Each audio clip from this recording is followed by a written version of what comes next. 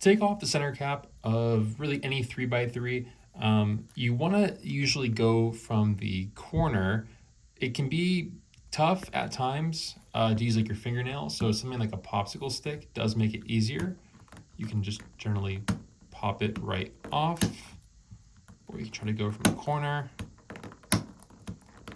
But these center caps, like this cube in particular, has this little tab design, which does make it a tad bit more difficult to remove the cap. So just keep in mind you don't want to force anything, but it might take some effort.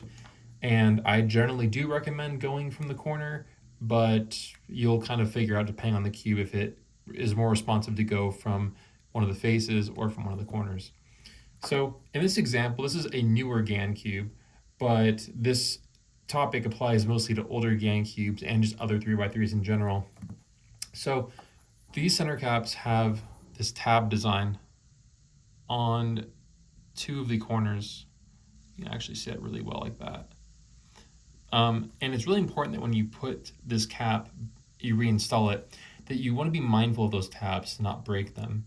So this cube is nice because it has a notch or a slit in every corner of the centerpiece. So there and there you can see a little bit, and also on these two corners, but not all cubes do. Some cubes only have two of the notches, so it's crucial that you make sure that you line up these tabs with the notches on the centerpiece, otherwise you're going to break them. So to reinstall the cap, I like to put it in the side that has the notch first. I kind of go to a slight bit of an angle, and then you can see how it's sort of popped in, but not all the way. So you can see the first tab is already kind of in position. Then I just gently, you'll see this, push down.